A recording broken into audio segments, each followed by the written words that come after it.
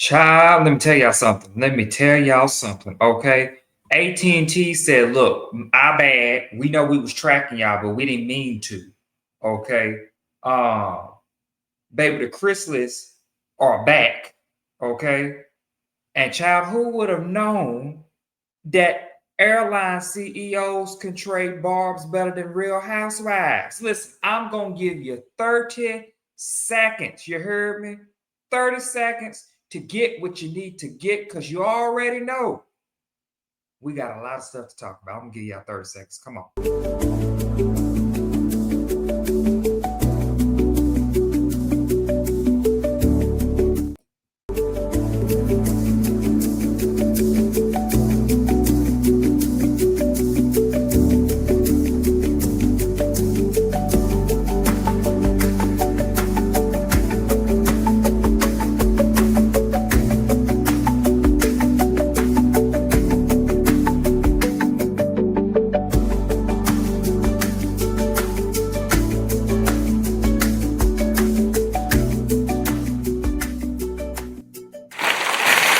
What's up? What's up, everybody? Oh, I like how that sounded. Let me do that for me one more again. One more again. Yes, Lord. Listen, I know it's been a while since y'all have seen my face. Okay, I understand that, and I am sorry. Okay, but I had to go and I had to get in prayer.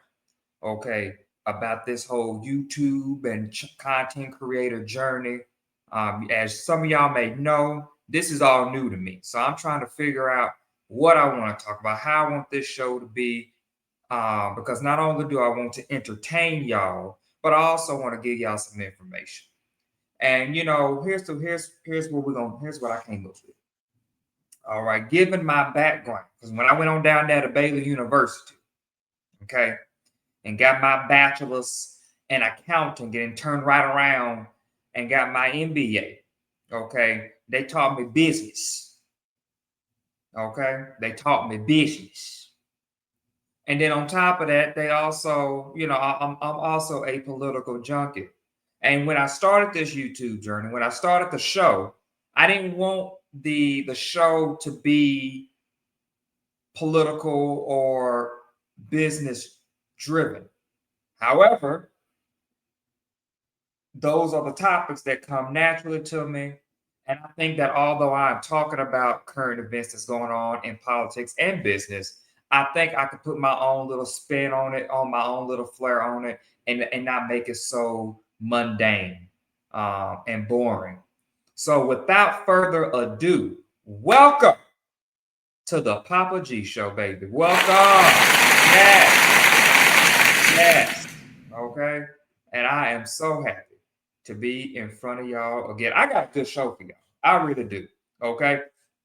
I got a good show for you. Okay. We're gonna talk about the return to office mandate and how is that going? Is that really a good thing? Are companies as strong as they think that they are? Right?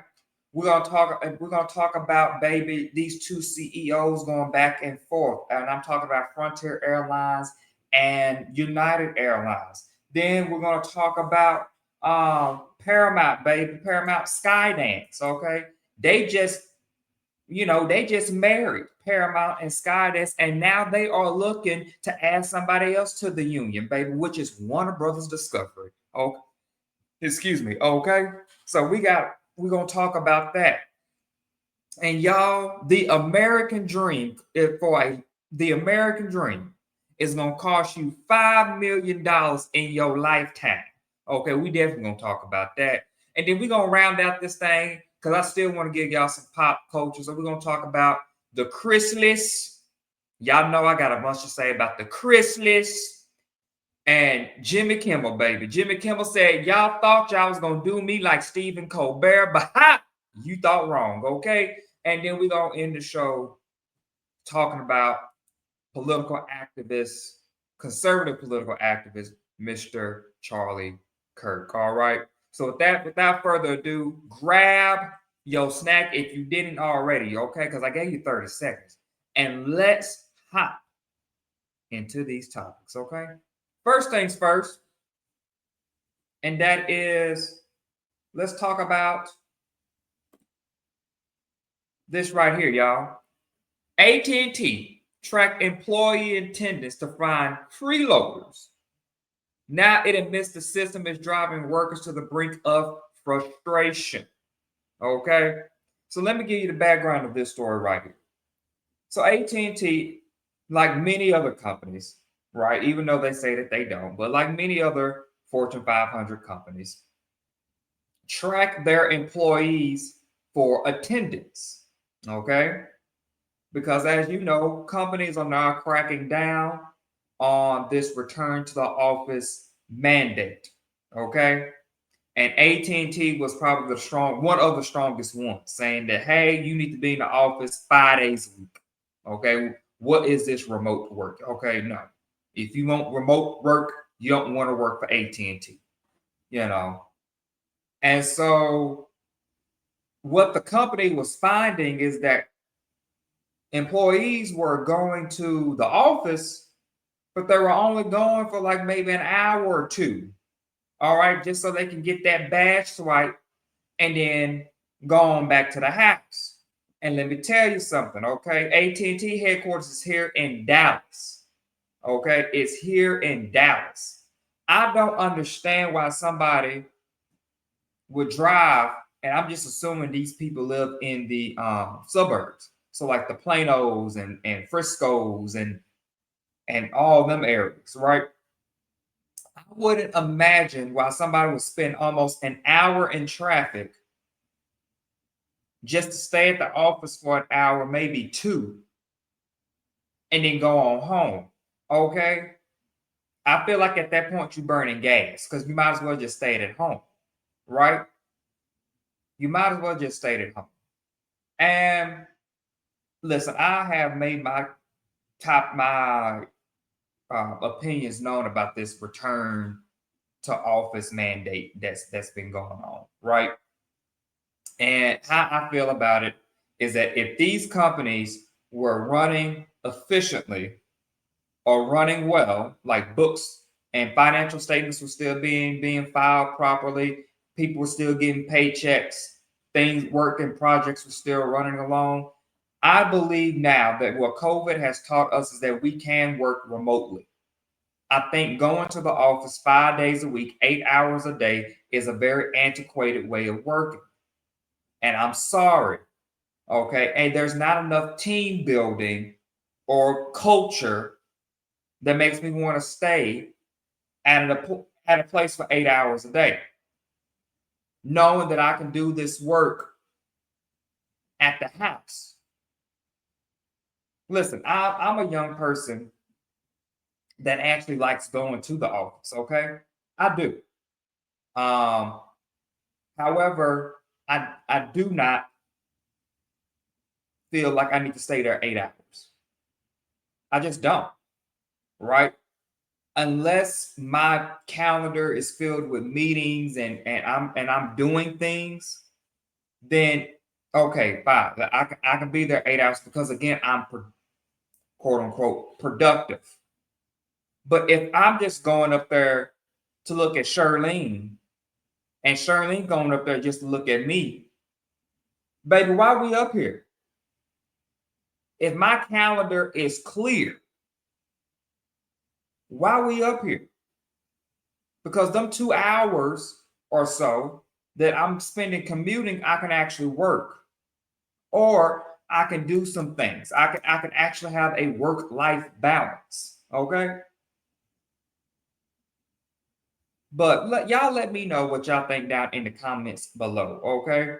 Again, the economy is not as strong as we thought it was, right?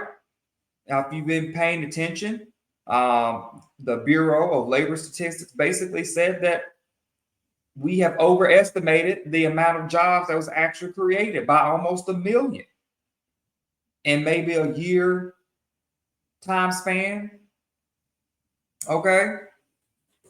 So employers feel that they have the upper hand because, as y'all know, as we all know, during COVID, employees had the upper hand. If they didn't want to come to the office, somebody else was going to, offer them that. If they wanted more money, and to work home, guess what? Somebody down the street was going to offer them that. That's not the case now. The tables have turned, huh? Like that song say, funny how the tables turn. And baby, AT&T is taking full advantage of that turn, okay? I hope they figure it out. I understand from a company standpoint. I really, truly do. People gaming the system. I get it. But again, people coming to the office 5 days a week, 8 hours a day is just insane. I think, honestly, if you're going to have people coming to the office 5 days a week, I think that they need to spend no more than 4 hours at the office. That's just me, though. That's just me, right? 4 to 5 hours at the office. That way, y'all can do the team building crap that y'all say that we do. They can go to 10 meetings. They can, meet with, have some FaceTime with their bosses and other people like that and build those connections. You can do all of that in 4 hours. You don't need it in 8. That's just my opinion. All right. But moving right along. Okay. Moving right along. Baby, Southwest,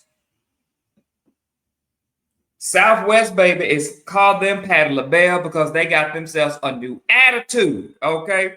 If you have been living under a rock, Southwest is not the same Southwest that our mamas and daddies know, okay? Southwest has been going through a myriad of changes, whether that be assigning seats, whether that's being offering premium seating such as extra leg room, right? Revamping their loyalty program, the Rapid Rewards program, getting rid of their prize claim to fame. That's 2 checked bags. They got rid of it. Okay. And then they even came from the plus size folks. Okay. They said if you're plus size, you're going to have to add a seat. That's what the plus stands for. Okay. And you can't squeeze up in one seat, baby. No, you are plus size, so you need to plus another seat. Okay. That is what they said. Okay. And now they're saying they're looking to adding long haul flights in a strategic overhaul. So, okay, let's just go ahead and break this down, right? Southwest is one of, if not the largest domestic carrier, right? Southwest makes its bread and butter by flying you and your loved ones from, Chicago to Florida or Denver to LA, whatever if you are trying to maneuver the lower 48 or even Hawaii, baby, Southwest got you. Southwest got you. Now they do have some international presence, such as they have international presence in Cancun, Puerto Rico. I'm trying to think of another one, Turks and Caicos. Like they have presence there, but that's not where they make their bread and butter. And let me tell you what happened. And let me tell you why this is so important for Southwest now. Because, again, all of this stems back to COVID. When we was told that we could come outside after being locked up for a year and a half, baby, we thought that we forgot what the Grand Canyon looked like. We forgot what the Statue of Liberty looked like. We forgot what the Golden Gate Bridge looked like. We forgot what the New York Empire State Building looked like. Okay, baby, you know what? Take me to the 9/11 Museum, okay, over there in New York, okay? Baby, I want to see the cherry blossoms in D.C. because I ain't seen these cherry blossoms in a year and a half. And Southwest did a phenomenal job, right? So much so that they hired tremendously, okay? I think from like 2021 to like 2023, they added like maybe 20,000 to their head count. And then all of a sudden, Boeing started having problems. And that's a big issue because Southwest is Boeing only fleet. They only fly 737 MAX. And so now all this growth that they was having is being stunted by Boeing. And then us, the consumer, realized that, hey, not only that we can go to the Grand Canyon, but girl, I ain't seen the Eiffel Tower in a minute. Is it still there? Baby, I ain't been to Notre Dame, okay, since it's burned. Is it okay? Baby, I ain't seen the Colosseum. Is the Leaning Tower of Pisa still leaning? Okay, I need to know. And baby, everybody was booking flights to Europe, Japan, you name it, they was gone. And then that also hurt Southwest because Southwest does not have a presence in those countries. They don't have the ability to fly to these countries because they only fly a certain type of plane, which is a Boeing 737, and the 737 MAX or any type of 737 cannot fly across the Atlantic. So in a mission to getting the strategic overhaul, right? I told you about them changing and going to assigned seats. They also started signing agreements with other airlines, such as Iceland Air, where Southwest customers and Iceland customers can, connect. So if you are, a Southwest customer and you want to fly from here to Iceland, you'll fly Southwest all the way to, wherever Southwest will take you, which will probably be Baltimore. Southwest has a huge presence in Baltimore, so they probably drop you off at Baltimore, and then you'll hop on a flight on Iceland Air, and then Iceland Air will take you to Iceland or to London or wherever the case may be, right? But even that has its drawbacks, right? Because now you're sharing revenue. All that revenue ain't yours because you didn't complete the full flight. And it's from a business standpoint, to me, it would be simpler for Southwest to operate those long haul flights themselves versus having all of these agreements with all these other airlines when there's going to be revenue sharing and so on and so forth. And, if something happens with the partnering airline where they can't fly, now they got to accommodate their customers and vice versa. You know what I'm saying? It's just a mess. Now, what I will say and what I see happening is that they're dipping their toe into this arena, and this arena being long haul flights. They're dipping their toe into it. Maybe get that ain't birth on y'all. Maybe this is a scheme that Bob Jordan set up. No, I'm joking. But seriously though, maybe this is a way that Southwest can understand how to operate long haul flights. Because Southwest, as we all, well, if you don't know, Southwest is kind of in a precarious financial situation at the moment. It's slowly but surely turning around, but last year they did something in their 50-year history that they thought they would never do, and that is layoffs, mass layoffs, right? And so it's slowly but surely turning back around. But to operate a long haul flight, they would need a different type of plane. That's expensive in itself. They would have to retrain pilots. They would probably need to hire more pilots. It's going to be a huge undertaking to do that. And to do that along with,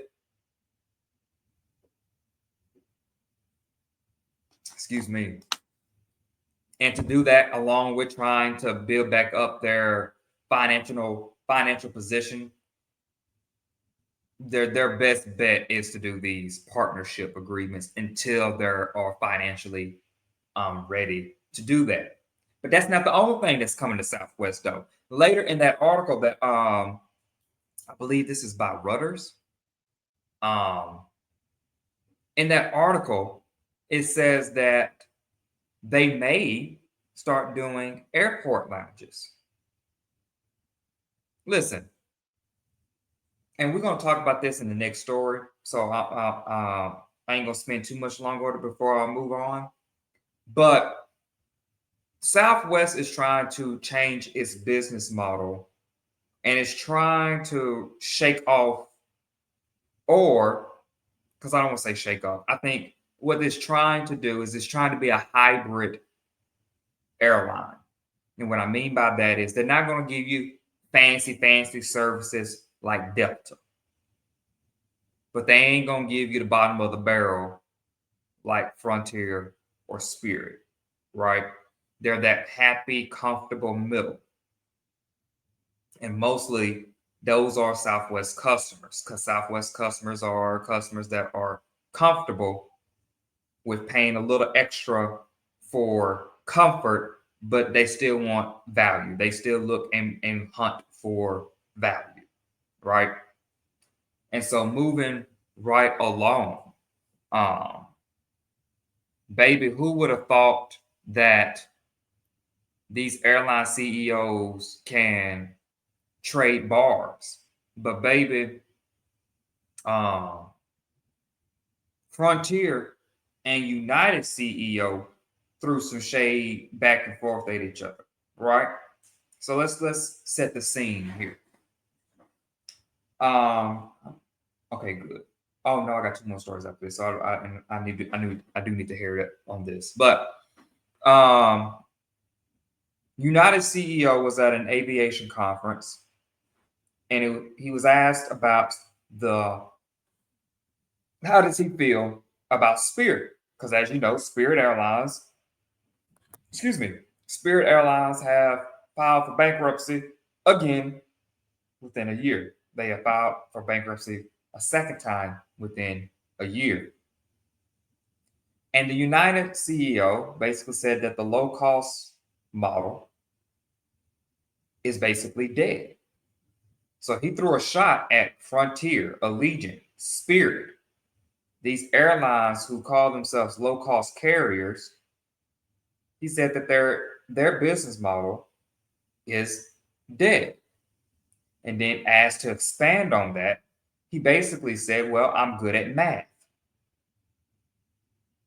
Baby, the Frontier CEO heard that and he said, that's cute. Literally, that's what he said. He said, that is cute. And then went on to list why the broader industry, the aviation industry, needs these low-cost carriers, such as your Frontier, your Spirit, and Allegiant, right? And where I side on this is that I think that I would have to lean to the Frontier CEO. I think that there is still a need for low-cost carriers. The problem with low-cost carriers is that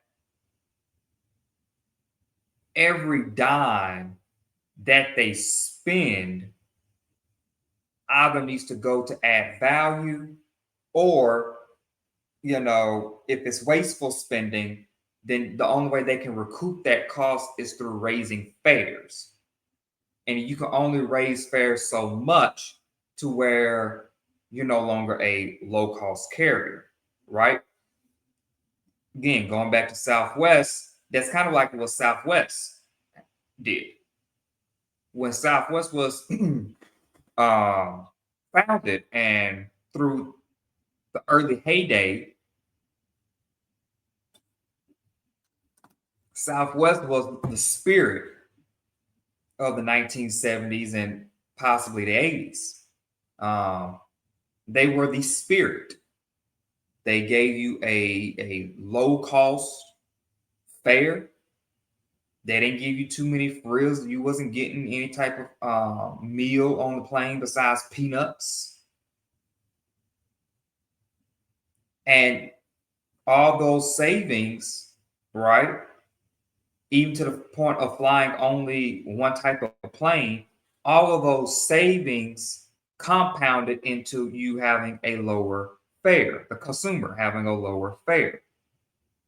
So much so that another thing about Southwest and even these low cost carriers who model their business after Southwest is they get you to where you're going quickly, meaning they have a point to point system. United, Delta, and American, the legacy carriers, they usually have hubs, throughout the United States. So if you're trying to go to New York and you're flying on American, you may have a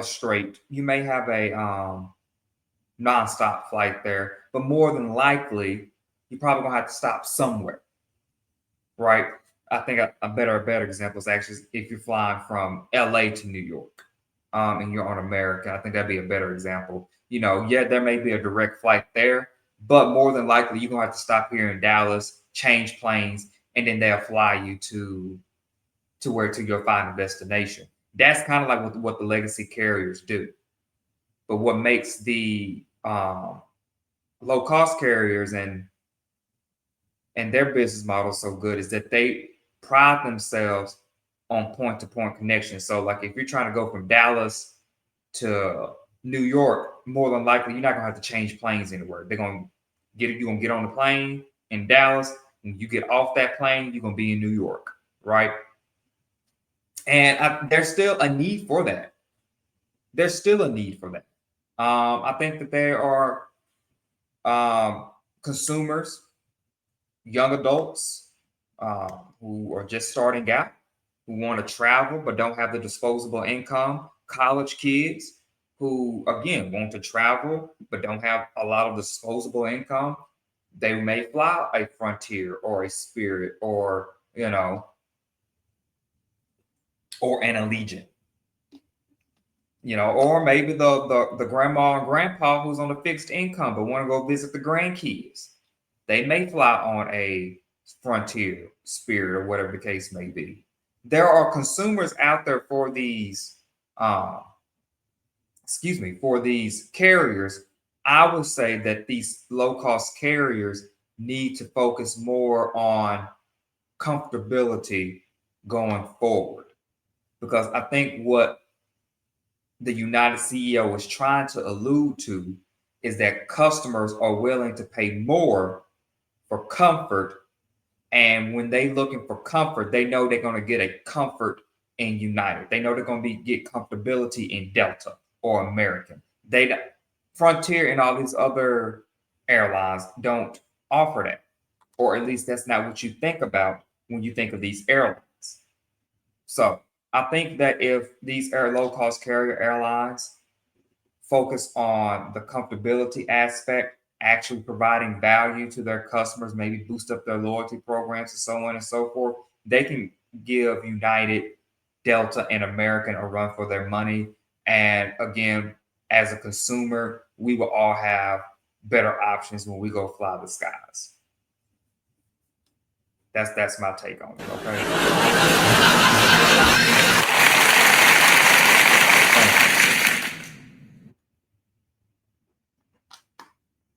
Okay. All right, moving right along. What's the next story on the docket? Let's see. Paramount, baby. Paramount Skydance. Okay. I did.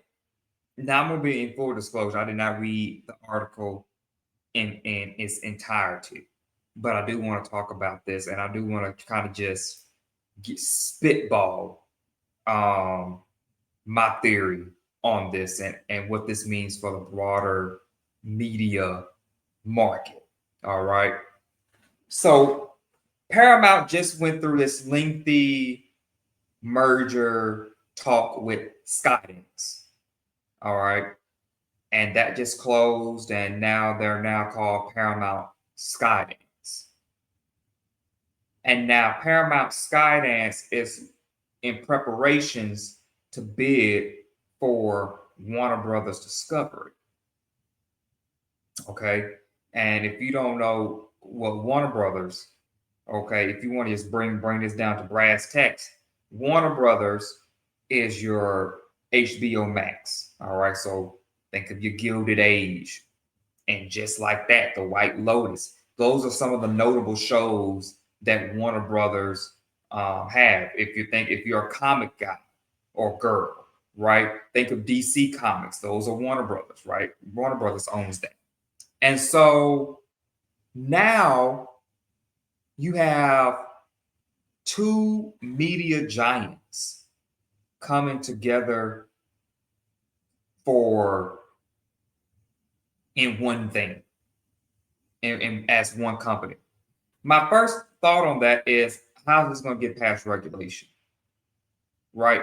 What can this get past the government regulation without, because I can just see the government saying that if Paramount and Warner Brothers were to merge, that they would be too big and it would be unfair to other media companies out there.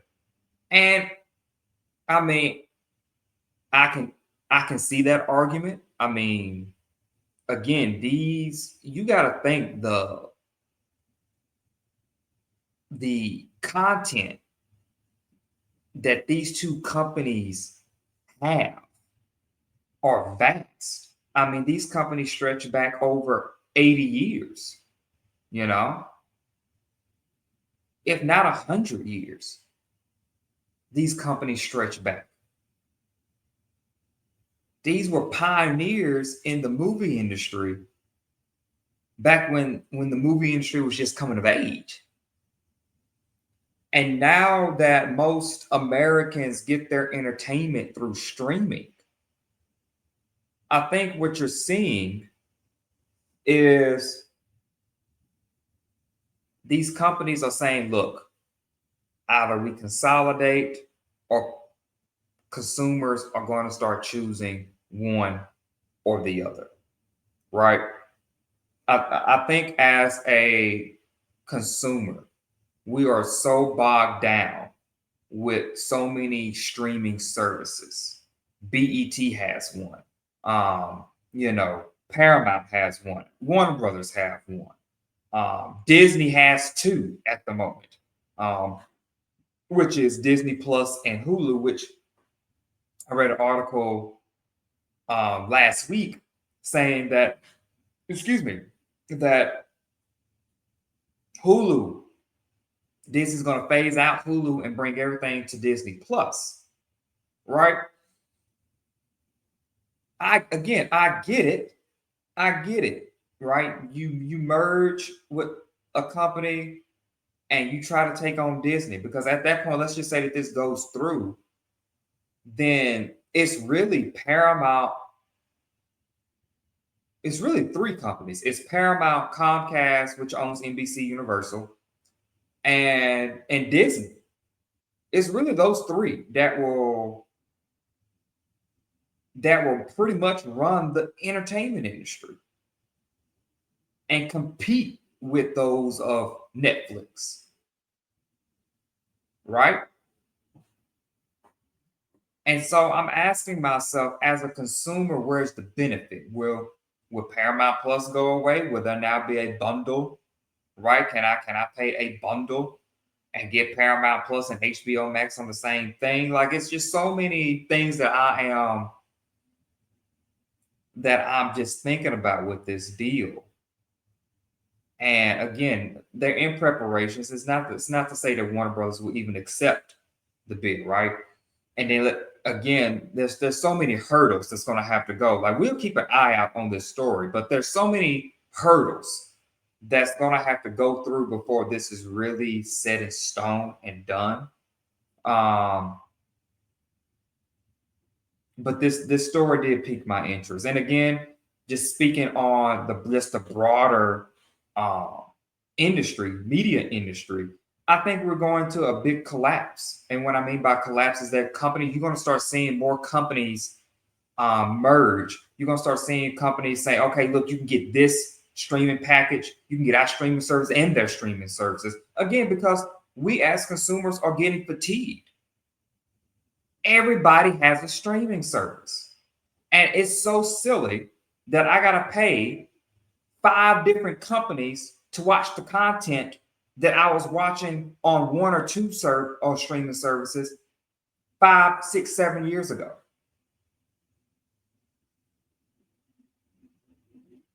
Going back 10 years ago, really and truly, you only had Netflix and Hulu. If you're going back 10 years ago, those were your main two. Not saying that because I think I think, don't quote me, but I do think HBO Max or Max was out around 2015 time frame. But again, it was very small. It wasn't the behemoth of Netflix and or Hulu at that time. So yeah, I'm very excited to see where all of this is going to go. One more thing before we move on, and that is, with Paramount, you got the NFL rights, right? You got NFL rights, CBS. You got all these companies, and I just read another article. Maybe it was last week or maybe earlier this week, or maybe been even 2 weeks ago. Nevertheless, it's football season, and the article said that if you want to watch every game that the NFL offers, it will cost you $1,000. That is insane. That's insane to me. But we'll keep an eye out on this story. We'll give y'all developments as we move on. And speaking of insane,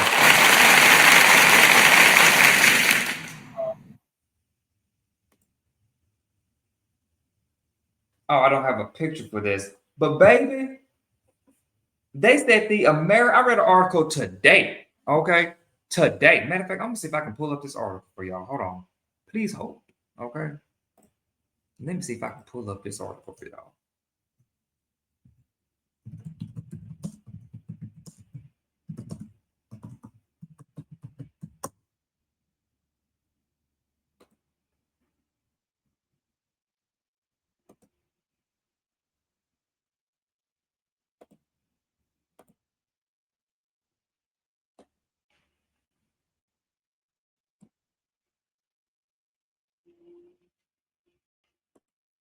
Okay, here we go.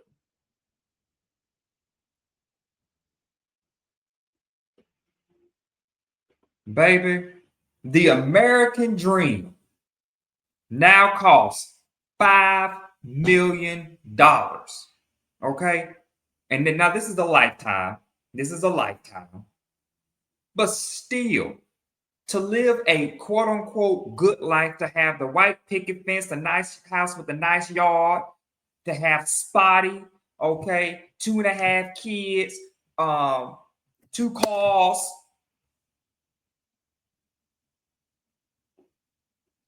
You will have to make $5 million in your lifetime. Now, this article breaks it down. And while we're here, we might as well y'all want to break it down? Let's break it down. Okay, while we're here. Okay. Here we go. We're going to break it down. Here it is, right here. And so the top 4, let's talk about them, right? Raising 2 children and paying for college. $876,000. Let me tell you something right there. That, if fellas, okay, let me be ignorant just for a moment. Fellas, if that doesn't tell you to apply, I don't know what does. I don't know what will. I'm sorry. I think, ladies,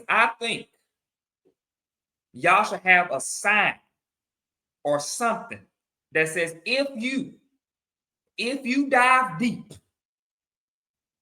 it's gonna cost you $876,000.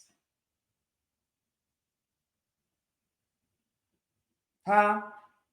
Okay, because it says 2 kids. So what's this? $430,000. Okay. If you diabetes, it's gonna cost you $430,000. Baby, I promise you, baby, the amount of condoms and contraceptives will go through the roof. I think Trojan needs to do this. Okay. I honestly do. We get hold on one second. We're gonna be right back, y'all.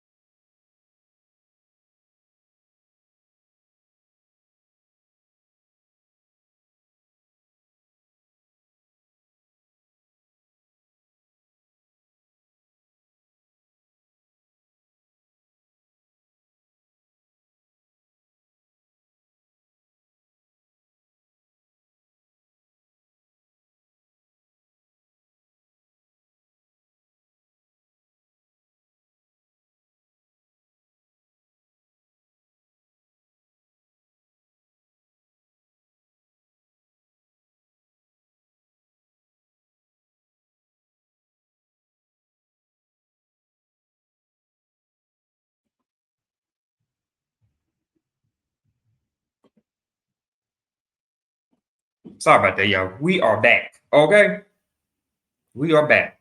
Now let's go up to owning a new car.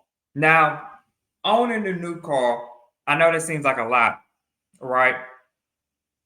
I know that seems like a lot, but this is over a lifetime. So this is going from your from your very first put to, you driving a nice little Mercedes, BMW. You know what I'm saying? Maybe you did real well in life, and now you can afford a Bugatti. Okay. Again, the one thing about averages is that if you got these ultra rich people who buy $2-3 million cars, it just skews the data. It skews the information. But over the life, it says that you were probably purchased over 900 some $1,000 in cars. That is insane to me. And then moving right along, it says owning a home that'll cost you $957,000. Okay. And look, that's not saying that you're gonna buy a house for $957,000. I don't think that's what that means.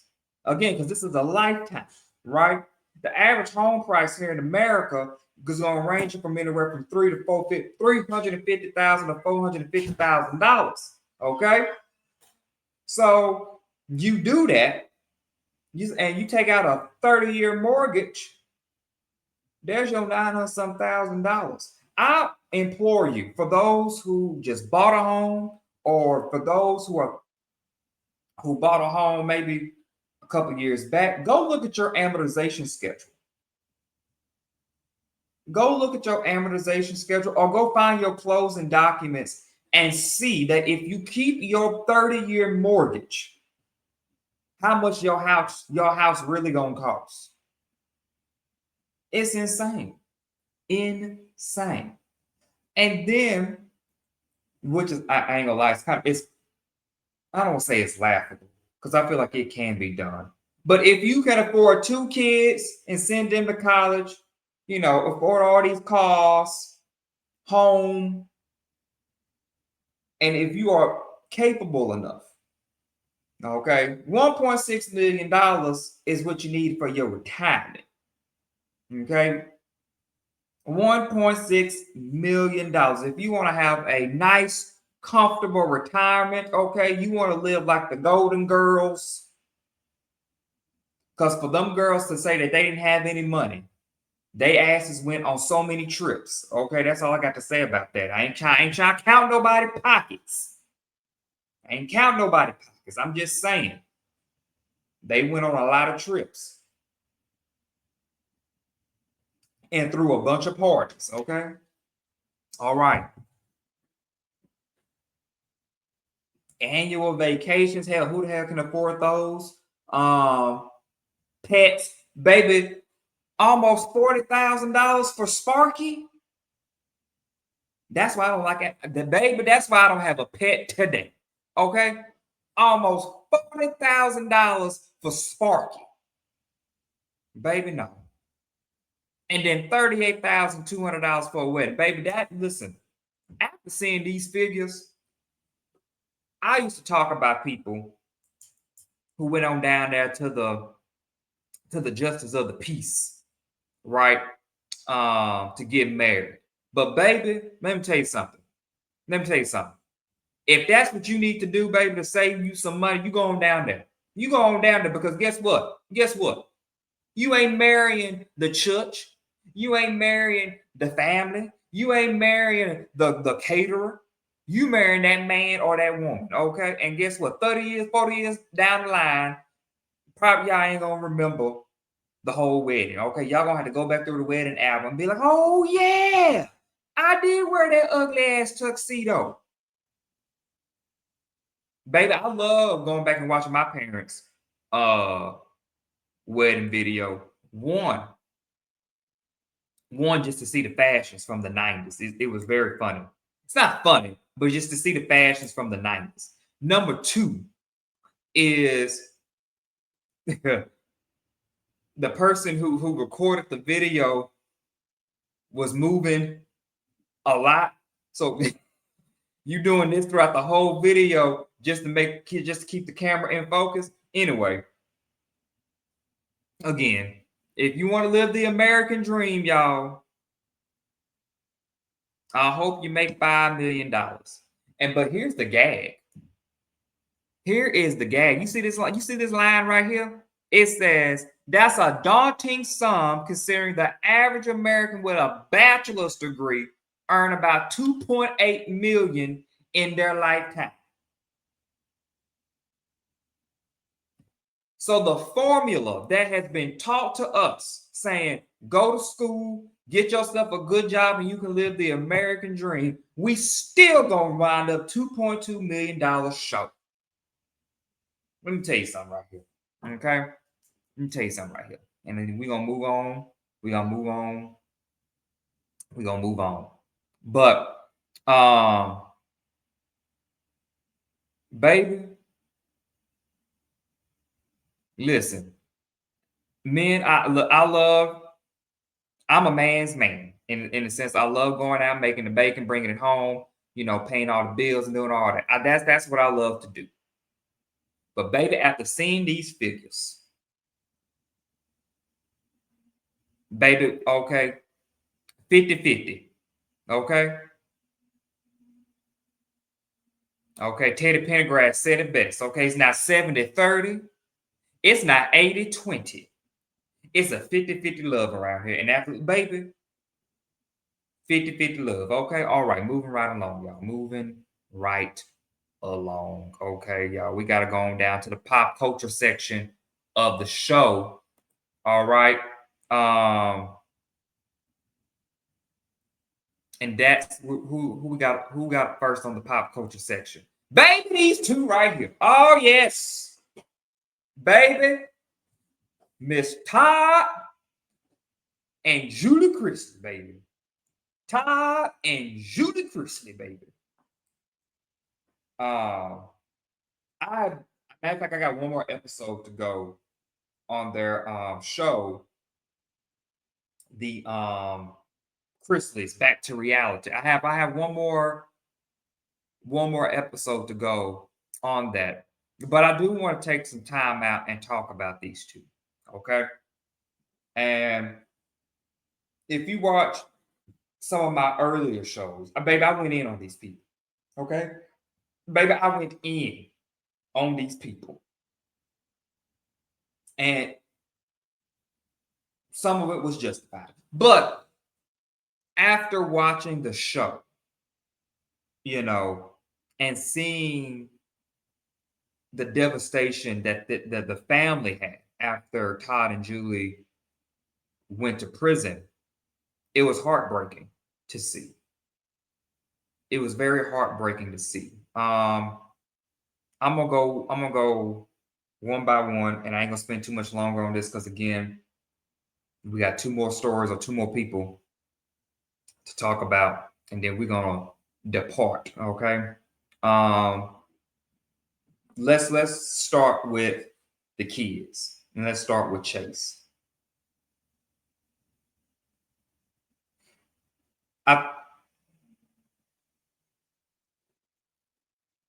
When we were watching Chrisley Knows Best growing up, the kids, anybody can see that them kids were entitled and highly privileged. And Chase was the king of that, especially in them earlier seasons. Like Chase was highly entitled, highly privileged, you know, rich white boy. I grew up with him, you know. And when you get used to making a certain type of money, having a certain type of fame, or when you get used to having guardrails, because let's just be honest, Todd and Julie were these kids' guardrails for years, for decades.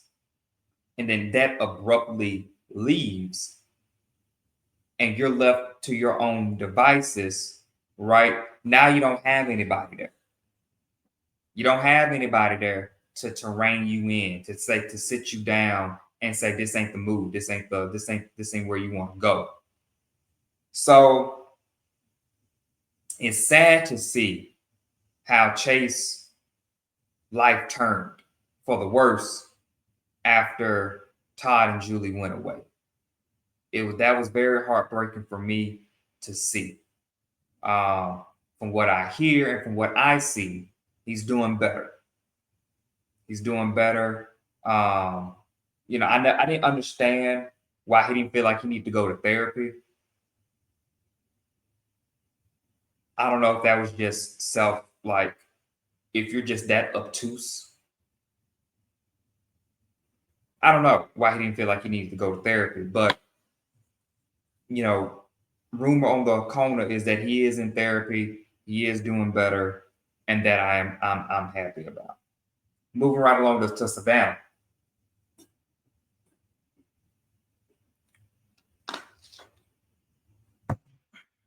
Savannah had to grow up extremely fast. And when they said that Chloe and Grayson was going to be given to Savannah for custody, I wondered why it wasn't a joint custody agreement between her and Chase. But after watching the show, it seemed to me that either Chase was absent or Chase was just doing Chase.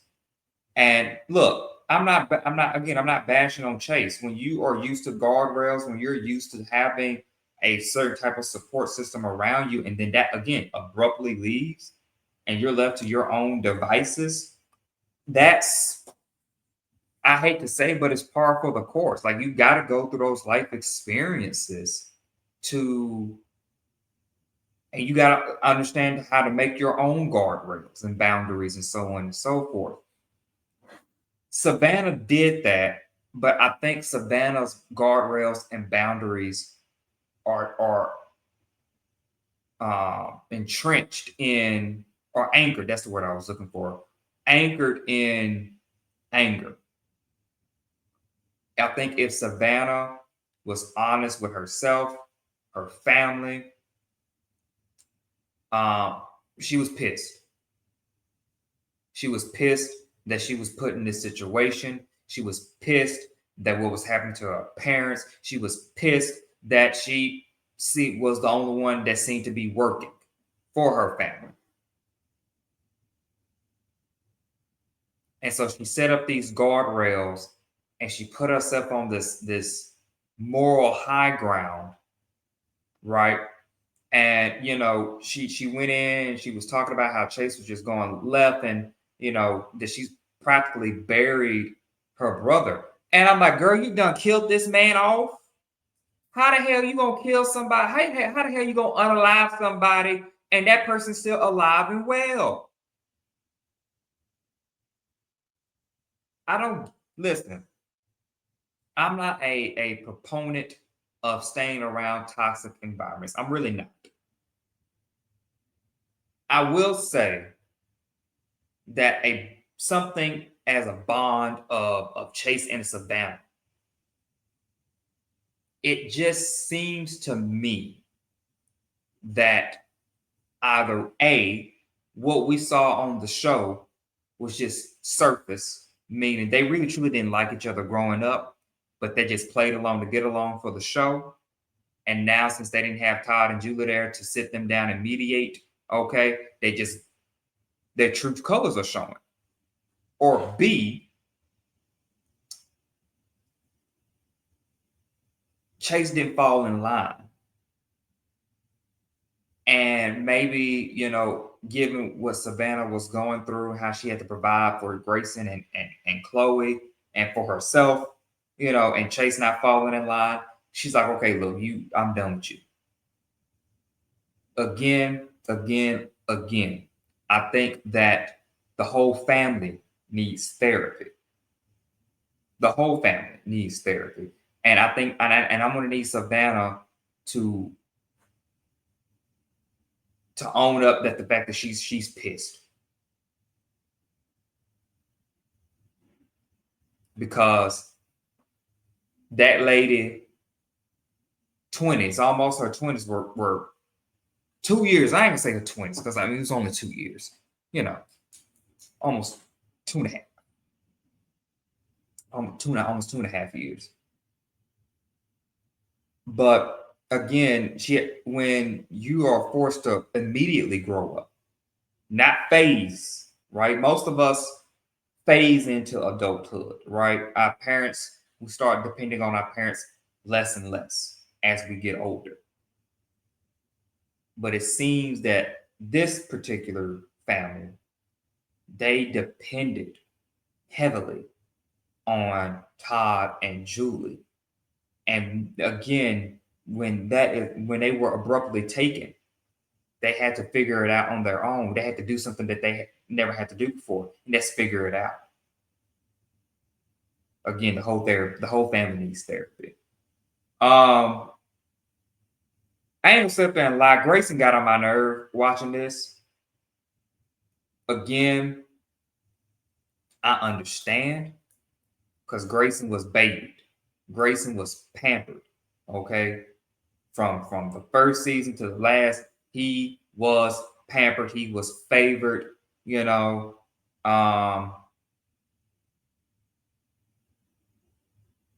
that shows now.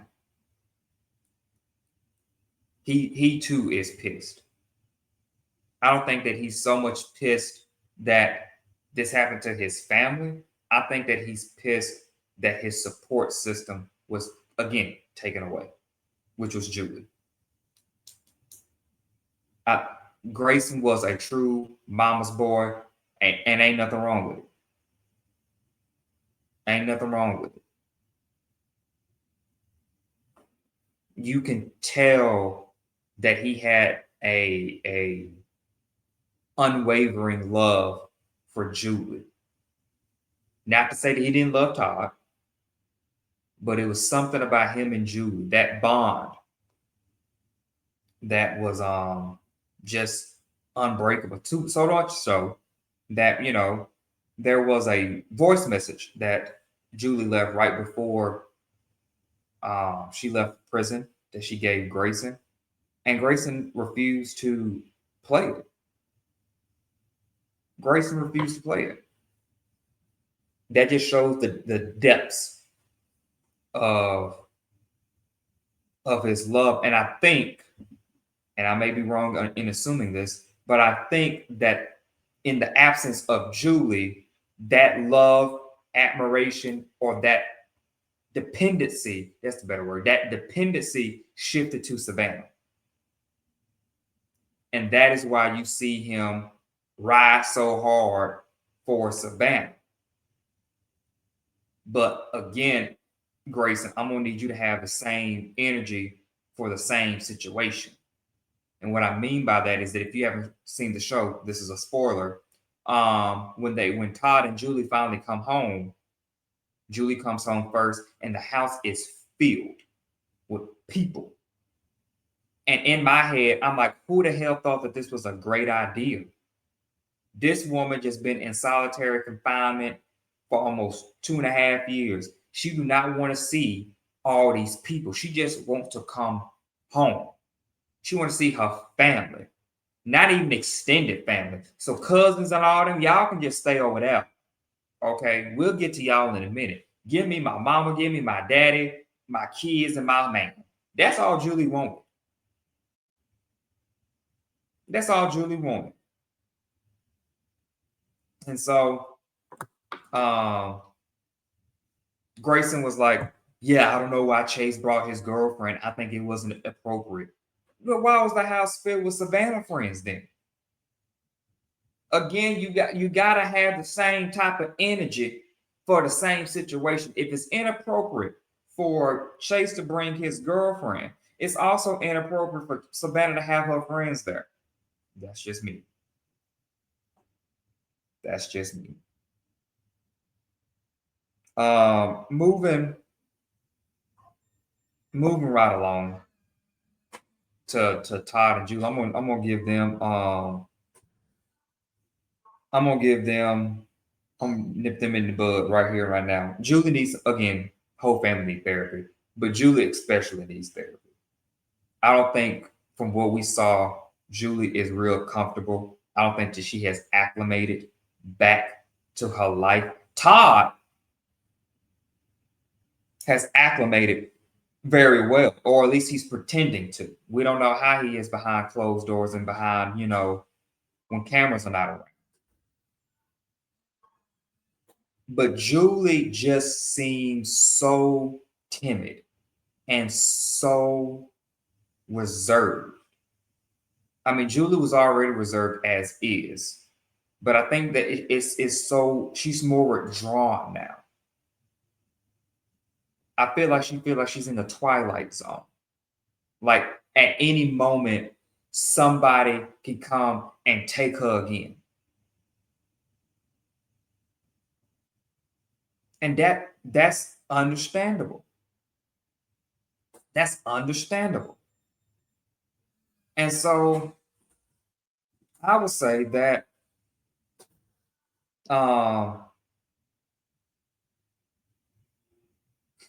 I would say that Julie just needs to get into some deep therapy. And for Todd, child, I guess the best thing, I guess, go on this crusade of prison reform. I think honestly, I think that's how Todd is getting through. I think that Todd didn't allow himself to feel. And what I mean by that is Todd got out, he got in the car, he said, look, I need to book my hair appointment, I need to get my Botox. In 72 hours, I'm gonna look like the Todd that y'all saw me, that y'all remember me as. Okay. And he immediately jumped right back to his routine. And I think that's his coping mechanism. And I think he's looking at Julie like, girl, come on. Like, girl, come on. Like, we can't, we free. Ain't nobody come back and get us. 45, 47 to free us. Okay. We's a free. And so I'm gonna need you to snap out of it. The last 2.5 years was traumatic. We survived. Let's move on. Let's get on with life. And I think that's Todd's view. And ain't nothing wrong with that. Ain't nothing wrong with that at all. I'm gonna do another recap because we're getting a little over. I'm gonna do a recap of the Chris's once I finish up the last episode. That might be a little short video that I might put out later this week. Talking about this family. and the trauma that they have been through. Moving right along, baby Jimmy, baby, they thought you was canceled, baby, and Jimmy has roles. Baby, put him in the category of Snoop Dogg and Martha Stewart, baby. They canceled him and he rose again. If you don't know, last week Disney, because that's who owns ABC, canceled or pulled the Jimmy Kimmel show after the remarks that he gave on Charlie Kirk and 45, 47. Okay. Now, I'm being honest with you. I've been looking for that clip of what disparaging comments that he said. I haven't found it. Have not found it. But I'm happy that Jimmy got his show back. I think that we cannot become a society where we are afraid or we get anger and have such a visceral reaction when people's opinions differ from ours. But, and I've been saying this for months now, given that anybody can be a content creator, anybody can get on the internet and say what they want to say and build a community of like-minded individuals, it's going to be very hard. It's going to be very hard to have media that presents all sides or media that's not skewed one way or the other. It's going to be very hard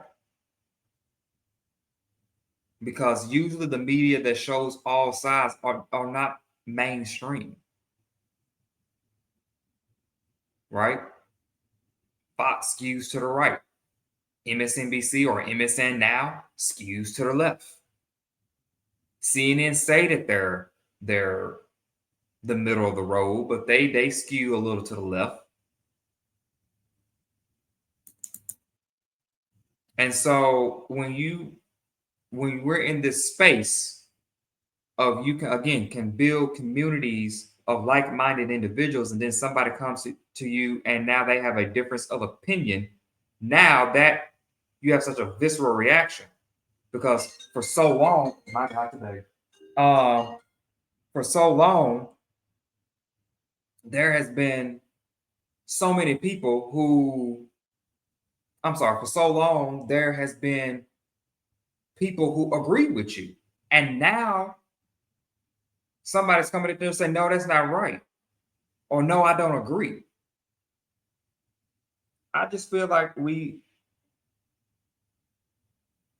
I'm going to say this in the next segment, I still believe in this country, and I still believe that there is space for everyone, for everyone's opinions. And I'm glad that ABC and Jimmy Kimmel have come to an agreement. Moving right along, the last one of today, this man right here, Mr. Charlie Kirk. I have wanted to say something on this since his untimely death happened. And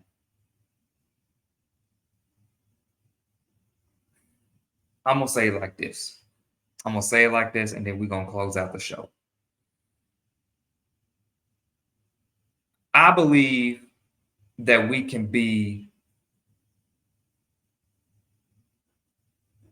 argue without being argumentative. We can disagree without being disagreeable. If you didn't like what this man said, that's your prerogative, and that's your right not to like. You have every right to disagree with what this man said, what this man says, what this man stated, his political points of view, so on and so forth. You have every right to do that, just like he has every right to disagree with you. The issue that I'm seeing with our country is that instead of just saying, okay, look, we just don't see eye to eye on this and we just disagree, it's I disagree with you. You're stupid because you don't see my point of view. And now I hate you because you don't see my point of view. And that's just it's such a deadly spiral to go down.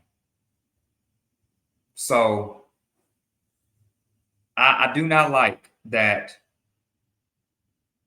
this man was taken from us. Just as well, I didn't like that George Floyd was taken from us. Breonna Taylor was taken from us.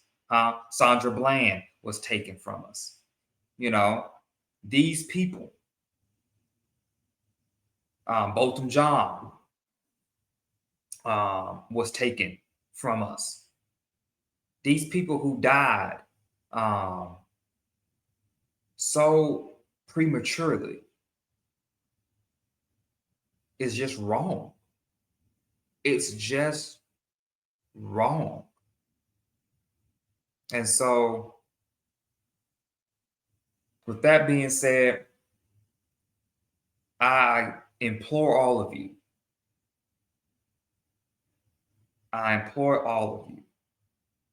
to have healthy disagreements. I implore all of you to find someone who disagrees with you and try to understand why. Don't try to prove yourself right, but try to understand their point of view. Because I feel like we'll be a better country if we understand each other's point of view instead of trying to prove each other right. With that being said, y'all, this has been the PaPa G Show. I am PaPa G, your favorite old young person. Do what the scroll is telling you to do. Like, comment, and subscribe. Okay. And I'll see y'all again later. Okay. Maybe this week. I ain't gonna say all that. I'll see y'all later. All right. I'll holler at y'all. Oh, can I get my masterwork? Okay.